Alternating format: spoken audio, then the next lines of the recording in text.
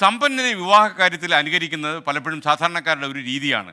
ഹെലികോപ്റ്ററിലൊക്കെ ഹെലികോപ്റ്ററിലൊക്കെ ഈ വരന്മാർ വരുന്നത് കണ്ട് അമ്പരന്ന് പോകുന്ന സാധാരണക്കാർ ചെയ്യുന്ന ചില പരിപാടികളുണ്ട്. വടക്കേ ഇന്ത്യയിലെ ചില ഗ്രാമവാസികൾ ഇപ്പോൾ വിചിത്രമായ ഒരു അനുകരണമാണ് നടത്തിയിരിക്കുന്നത്. അതിൻ്റെ പേരാണ് കാർ കോപ്റ്റർ. എന്താണ് കാർ കോപ്റ്റർ?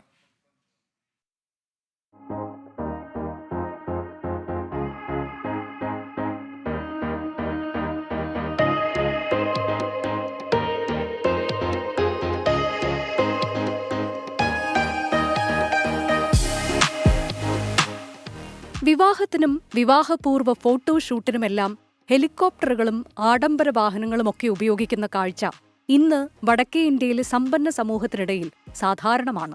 ഇന്ത്യയിൽ വച്ചും വിദേശത്ത് വച്ചുമുള്ള വിവാഹ ചടങ്ങുകളിൽ ഹെലികോപ്റ്ററുകളാണ് മുഖ്യതാരം. ഇത്തരം വിവാഹങ്ങളുടെ വീഡിയോകൾ ഇന്ന് സമൂഹമാധ്യമങ്ങളിൽ തരംഗമാണ്.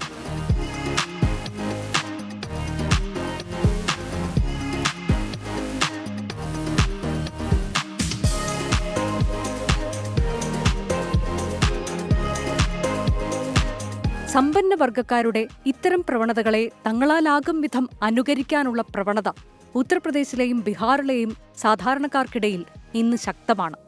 ഹെലികോപ്റ്റർ വാടകയ്ക്കെടുക്കാനുള്ള സാമ്പത്തിക ശേഷിയൊന്നുമില്ലാത്തതിനാൽ ഇവർക്കായി ചിലർ ഒരു പുതിയ വിവാഹ വാഹനം രൂപകൽപ്പന ചെയ്തു. അതാണ് കാർ കോപ്റ്റർ.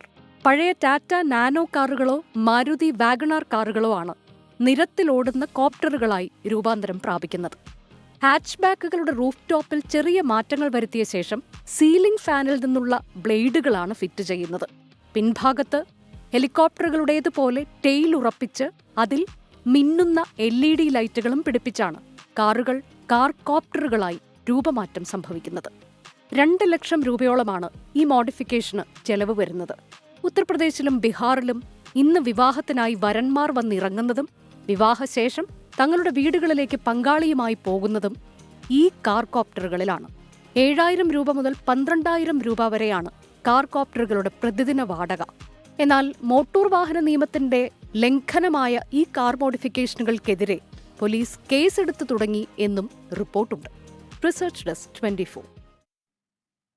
ലോകത്തെവിടെയായാലും ഏത് സമയത്തും 24 വാർത്തകളും ഓഗ്മെന്റഡ് റിയാലിറ്റി പാക്കേജുകളും എക്സ്പ്ലെയിനറുകളും വിശദമായി കാണാൻ ഞങ്ങളുടെ യൂട്യൂബ് ചാനൽ നിങ്ങൾക്ക് സബ്സ്ക്രൈബ് ചെയ്യാം.